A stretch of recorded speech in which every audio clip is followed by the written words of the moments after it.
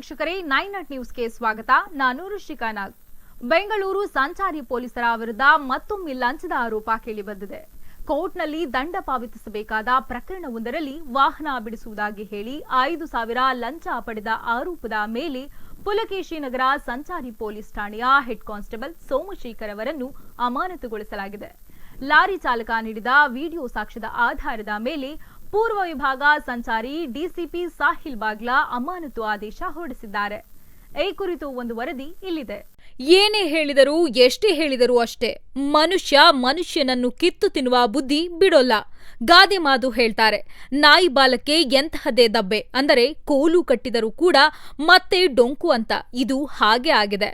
ಕೋರ್ಟ್ನಲ್ಲಿ ಫೈನ್ ಕಟ್ಟುವ ಕೇಸ್, ಸ್ಟೇಷನ್ನಲ್ಲಿ 5,000 ಲಂಚ ಪಡೆದ ಆರೋಪ. ಪುಲಕೇಶಿ ನಗರ ಟ್ರಾಫಿಕ್ ಠಾಣೆ ಹೆಡ್ ಕಾನ್ಸ್ಟೇಬಲ್ ಅಮಾನತು. ಹೆಡ್ ಕಾನ್ಸ್ಟೇಬಲ್ ಸೋಮಶೇಖರ್ ಅಮಾನತುಗೊಳಿಸಿ ಪೂರ್ವ ವಿಭಾಗ ಸಂಚಾರಿ ಡಿಸಿಪಿ ಶಾಹಿಲ್ ಬಾಗ್ಲಾ ಆದೇಶ. ಸ್ಟೇಟ್ ಜಾನ್ಸ್ ಮುಖ್ಯ ರಸ್ತೆಯ ಕಬ್ಬಿಣ ತುಂಬಿದ ಲಾರಿ ಚಾಲನೆ ಮಾಡಿದ್ದ ಚಾಲಕ ಸೈಯದ್ ಅಫ್ರೋಜ್ ಕಳೆದ ಜುಲೈ 18ರ ಸಂಜೆ ಪೀಕ್ ಅವರ್ನಲ್ಲಿ ಕಬ್ಬಿಣದ ಲೋಡ್ ತುಂಬಿದ್ದ ಲಾರಿ ಚಾಲನೆ ಮಾಡಿದ ಹಿನ್ನೆಲೆ ಬಿಎನ್ಎಸ್ 285 ಸೆಕ್ಷನ್ ನಡಿ ಸಾರ್ವಜನಿಕರ ಸುಗಮ ಸಂಚಾರಕ್ಕೆ ಅಡ್ಡಿ ಎಂದು ಕೇಸ್ ದಾಖಲಿಸಲಾಗಿತ್ತು. ಬಿಎನ್ಎಸ್ 285 ಸೆಕ್ಷನ್ ನಡಿ ದಾಖಲಾದ ಕೇಸ್ಗೆ ಕೋರ್ಟ್ನಲ್ಲಿ ಫೈನ್ ಕಟ್ಟಬೇಕು.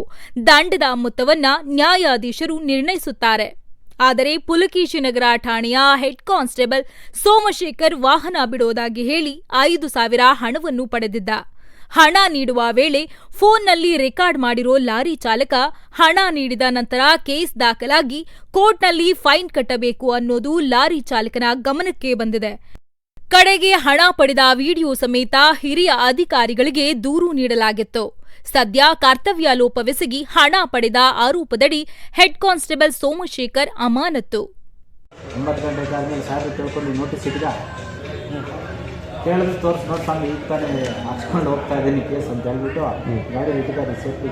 ಸರಿ ಸರ್, ಇವತ್ತಷ್ಟೇ ವ್ಯಾಲೆ ಬಿಟ್ಟು ಅದು 9 ಗಂಟೆ ಮೇಲೆ ಕೇಸ್ ಏನು ನಾವು 9 ಗಂಟೆ ಮೇಲೆ ಹೋಗಿ ಏನೋ ಅಲ್ಲೇನೋ ಇದು ಮಾಡಿದ್ರೆ ನೋಡ್ಕೊಂಡು ಮೂವ್ಮೆಂಟ್ ಮಾಡ್ಕೊಂಡು ಹೋಗ್ಬೇಕು. ರಶೀದ್ ಇಲ್ಲ 9 ಗಂಟೆ ಮೇಲೆ ಏನಿರಲ್ಲ, ರೋಡ್ ಸ್ವಲ್ಪ ಕ್ಲಿಯರ್ ಆದ್ಮೇಲೆ ನೀವು ಮೂವ್ ಆಗಬೇಕು. ಗೊತ್ತಾಯ್ತಾ?